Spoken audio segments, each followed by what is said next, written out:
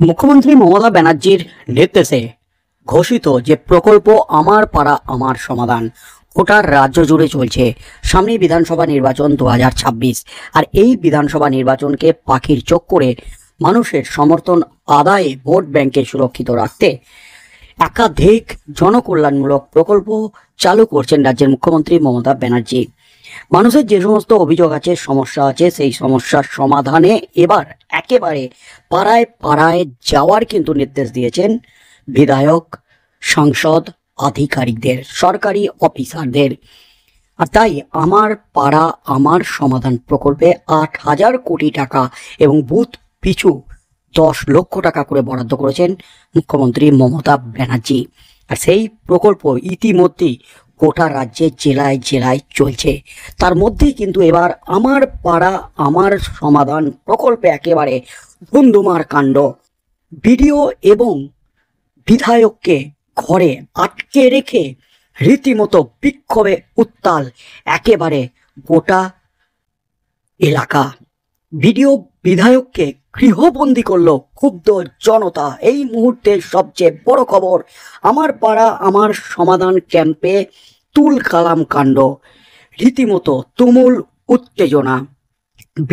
BDO এবং বিধায়ককে গৃহবন্দী করে সবক শেখালো ক্ষুব্ধ জনতা। যা ঘটল তাতেই কিন্তু তুমুল হইচই পড়ে গেল গোটা এলাকায়। চরম অস্বস্তিতে কালীঘাট, মাথায় হাত খোদ মমতা ব্যানার্জির। সরকারি ক্যাম্পে গিয়ে আম জনতা এবং দলীয় কর্মী সমর্থকদের বিক্ষোভের মুখে বললেন স্বরূপনগরের বিধায়ক বীণা মণ্ডল। রোজ গিয়ে পড়ে স্থানীয় জয়েন্ট বিডিওর উপরেও। দীর্ঘক্ষণ তাদের একটি ঘরে তালা বন্ধ করে হেনস্থার অভিযোগ উঠেছে স্থানীয় বাসিন্দাদের বিরুদ্ধে। পুলিশি তৎপরতায় বিধায়ক এবং জয়েন্ট বিডিওকে উদ্ধার করা হয়। ঘটনাটি ঘটেছে উত্তর 24 পরগনার ভারত বাংলাদেশ সীমান্তে স্বরূপনগরের বালতি নিত্যানন্দকোটি গ্রামে।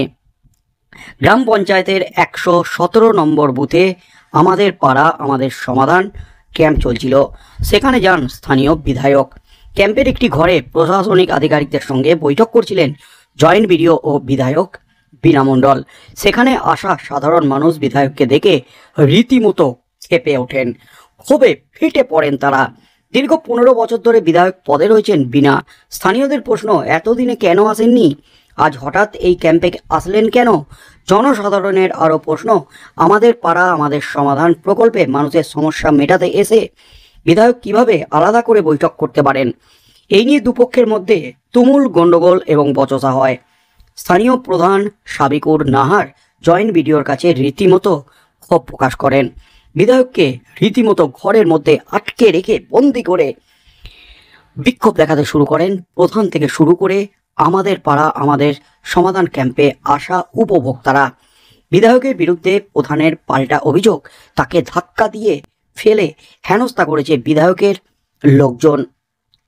বালতি নিত্যানন্দকাঠি গ্রাম পঞ্চায়েতের প্রধান সাবিকুর নাহার খাতুন বলেন, বিধায়ক আমাদের দেখে বলেন কে তুই, তারপর কিছু বাক বিতণ্ডা হয়, আমাকে গালাগাল দেন।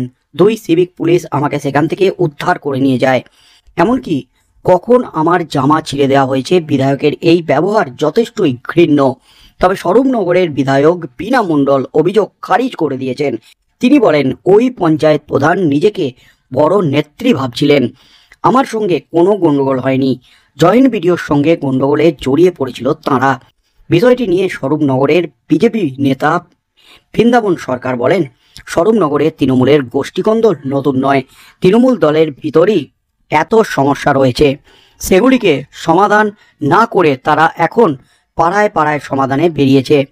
আগে নিজেদের সমস্যার সমাধান করুক, তারপর মানুষের কাজ করবে। আগামী 2026 সালে বিধানসভা নির্বাচনে মানুষের যোগ্য জবাব দেবে। এই মুহূর্তের সবচেয়ে বড় খবর, আমার পাড়া আমার সমাধান প্রকল্পে কার্যত ধুন্ধুমার কাণ্ড। চরম অস্বস্তিতে খোদ মুখ্যমন্ত্রী মমতা ব্যানার্জি, যার নির্দেশে শুরু হয়েছে আমার পাড়া আমার সমাধান প্রকল্প। কার্যত 2026-এর বিধানসভা নির্বাচনকে মাথায় রেখে এই প্রকল্প শুরু করেছেন রাজ্যের মুখ্যমন্ত্রী মমতা ব্যানার্জি। মানুষের যে সমস্ত অভিযোগ, যে সমস্ত অসুবিধে, সেগুলি মেটাতে মানুষের কাছে যেতে হবে, এমনই নির্দেশ দিয়েছেন তিনি।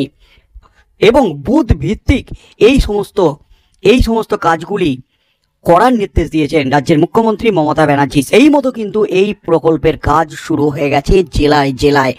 গোটা রাজ্য জুড়ে চলছে আমার পাড়া আমার সমাধান প্রকল্প, যে প্রকল্পে খরচ 8,000 কোটি টাকা, প্রতি বুথের জন্য বরাদ্দ 10 লক্ষ টাকা। বিরোধীরা এটাকে হাতিয়ার করে সোচ্চার হয়েছেন ভোট ব্যাংকে সুরক্ষিত করতে। এই ধরনের প্রকল্প মানুষের হাতে টাকা তুলে দেওয়া এবং ঘুরপথে ভোটের কাজে সেই টাকাকে কাজে লাগানো, এমনই কিন্তু অভিযোগ করছেন বিজেপি সহ অন্যান্য বিরোধী দলগুলি। ঠিক সেই মুহূর্তে গোটা রাজ্য জুড়ে যে ক্যাম্প চলছে, সেই ক্যাম্পে বিক্ষিপ্ত ঘটনা কিন্তু সামনে আসছে। তার মধ্যেই স্বরূপনগরের এই ক্যাম্পে রীতিমতো তুল কালাম পরিস্থিতি। বিধায়ক এবং বিডিও এলাকায় যেতেই কিন্তু তোলপাড়। বিডিও এবং বিধায়ক তারা একটা রুমে তারা মিটিং করছিলেন, যেখানে আমার পাড়া আমার সমাধান প্রকল্প জনসাধারণের অভাব অভিযোগ শোনার কথা। সেখানে বিডিও এবং বিধায়ক তারা একান্তে কিভাবে বৈঠক করতে পারেন, এই প্রশ্ন তুলে বিক্ষোভ দেখান এবং বিধায়ক বীণা মণ্ডল তাকে ঘিরে ধরে বিক্ষোভ দেখান, একটা রুমে আটকে রাখেন দীর্ঘক্ষণ ধরে। এই 15 বছর ধরে কেন আসেননি এমনই কিন্তু দাবি করতে থাকেন। 15 বছর কেন দেখা যায়নি, কেন রাস্তাঘাটের এই বেহাল অবস্থা, কেন এলাকার উন্নয়ন করেননি, এখন কেন এসেছেন, এমনই কিন্তু প্রশ্ন তুলে ক্ষোভ উগড়ে দেন স্থানীয় বাসিন্দারা। অর্থাৎ যতই ভোট এগিয়ে আসছে ততই সাধারণ মানুষের ক্ষোভের বহিঃপ্রকাশ হচ্ছে। সেই ক্ষোভ মেটাতে, ক্ষোভ নিরাময়ে রাজ্যের মুখ্যমন্ত্রী মমতা ব্যানার্জি এই প্রকল্প চালু করেছেন। তবে সেই প্রকল্পের মাঝেই কিন্তু একেবারে ধুমধুমার কাণ্ড যা ঘটল তাতেই কিন্তু তোলপাড়। স্থানীয় পুলিশ এসে সেই বিক্ষোভ থামাতে কার্যত নাজেহাল হয়ে গেল। বিধায়ক এবং জয়েন্ট বিডিওকে রুম থেকে বের করে তাদের কিন্তু সেই এলাকা থেকে অন্যত্র সরিয়ে নিয়ে গেলেন। অর্থাৎ আমার পাড়া আমার সমাধান প্রকল্পে ফের একেবারে ধুমধুমার কাণ্ড। আগামী দিনে কি হতে চলেছে, যে বিক্ষিপ্ত ঘটনাগুলি সামনে আসছে, একাধিক জেলা একাধিক কেন্দ্র থেকে কিন্তু এই ঘটনা সামনে আসছে। এই ঘটনায় শেষ পর্যন্ত কি হতে চলেছে, রাজ্যের মুখ্যমন্ত্রী মমতা ব্যানার্জি কি পদক্ষেপ নেন আগামী দিনে এই ক্ষোভ নিরাময়ে, সাধারণ মানুষের এই ক্ষোভ নিরাময়ে। এবং বীণা মণ্ডল তৃণমূল বিধায়কের বিরুদ্ধে যে অভিযোগ 15 বছর ধরে কোনো উন্নয়ন করেননি রাজ্যের মুখ্যমন্ত্রী মমতা ব্যানার্জি, এই অভিযোগ মেটাতে কি পদক্ষেপ নেন, কি হতে চলেছে আগামী দিনে বিধানসভা নির্বাচনের আগে, সেদিকেই চোখ থাকবে গোটা রাজ্যের।